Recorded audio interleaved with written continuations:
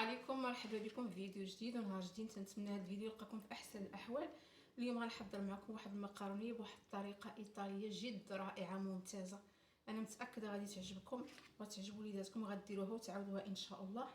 عندي 100 غرام ديال هاد المقارونيه الطويله، غادي تسلقوها في الماء طايب 10 دقائق حتى ربع ساعه. المهم ما طيبوش بزاف تولي معجنه، مع شويه ديال الملحه في الماء غليان. غادي تقطعوها لطريفات صغار بالمقص. على هاد الشكل تقطعوها غير بالموس، انا باقا ما قطعتهاش. عندي شويه ديال الموتزاريلا قطع، وعندي الملحه والبزار، وعندي شويه ديال الدجاج على القدر اللي بغيتو على حسب عدد افراد الاسره. درت انا غير شويه.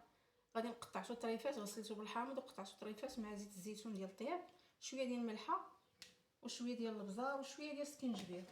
غادي نشحرو فوق البوطه وغنديوهم نجيبو حتى تيتحمروا ليا هاد الطريفات يتحمروا، وغادي نكمل معكم تتمه الفيديو ان شاء الله. هاد الوصفه راه تجي اكثر من رائعه، تجي بنينه بزاف. ضروري ما تجربوا هاد المقارونيه بهاد الطريقه وتتحضر في اسرع وقت. غادي نشحر الدجاج ونرجع معكم ان شاء الله. ضروري ما تحمروا هاد الطريفات، تحمروهم مزيان في الزيت. انا درت زيت الزيتون ديال الطياب خاص الطياب، تحمروهم مزيان حتى يتحمروا مع شويه ديال الملح وشويه ديال البزار.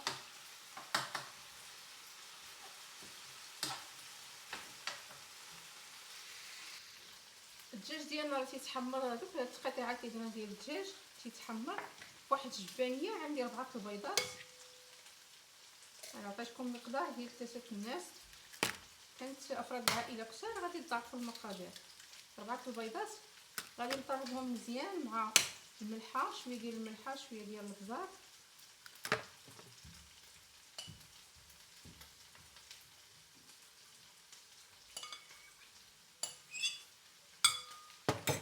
شويه ديال الملحه وشويه ديال البزار. وغنزيد هذوك القطع ديال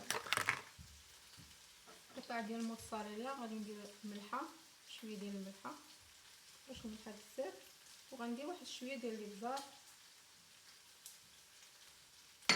غادي نزيد هاد القطع ديال الموتزاريلا وسطهم. غادي تجينا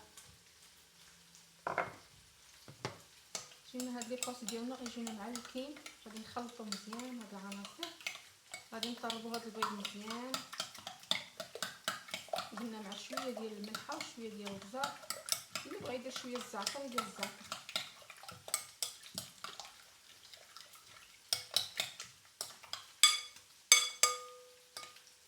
دابا غادي نزيدو هاد المقارونيه اللي درت، شديتها انا قطعتها في الكراده غير بالموس على هاد الشكل ولا بالمقص اللي بغيتو.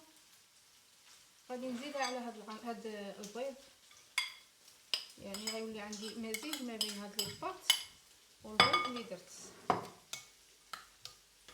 هانتوما شوفوا، غادي نخلط كلشي مع بعض. بعد ما خلطت هاد المقارونيه مع البيض والقطع ديال الموتزاريلا الملحه البزار و4 البيضات، الدجاج ديالنا هو تحمر قطع. غادي نفرغ هاد الخليط اللي درت ديال لي باط فوق من هاد الدجاج هذا.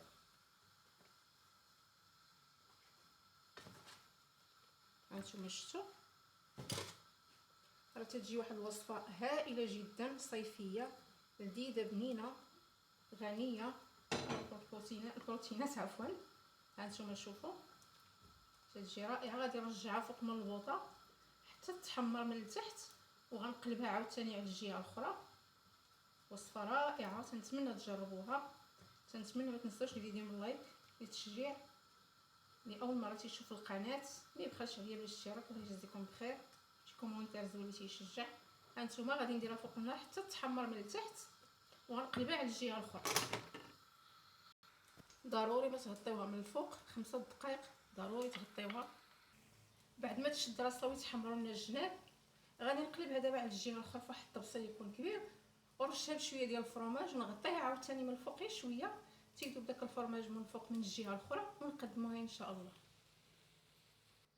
ها هي بعد ما قلبناها غادي نرجعوها للمقله عاوتاني بهذا الشكل هذا باش تحمر لينا على الجهه الاخرى.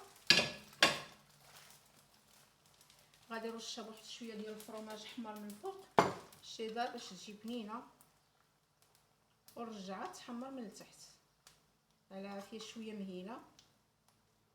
راه تتجي واعره خطيره، تتحضر في اسرع وقت بطريقه زوينه عصريه، زوينه بزاف. غادي نرجعو، غنغطي عليها من الفوق والغطايه عاوتاني 5 دقائق صافي ونحيدها. وتيكون هذا هو الشكل النهائي ديال المقرونين الوجدانيين بهذه الطريقه ايطاليه، تتجي اكثر من رائعه. تتقطع على شكل زعما طريفات تيتقدموا بحال الطورطه، تتجي رائعه وبنينه من داك الشيء الرفيع. ضروري ما تجربوها. فيها الفرomاج، فيها الموتزاريلا، واعره واعره بزاف، فيها البيض، تتجي رائعه. الى عجبكم الفيديو ما تنسوش من لايك والاشتراك، وسنقدمها لكم بالصحه والراحه. الى فيديو اخر ان شاء الله.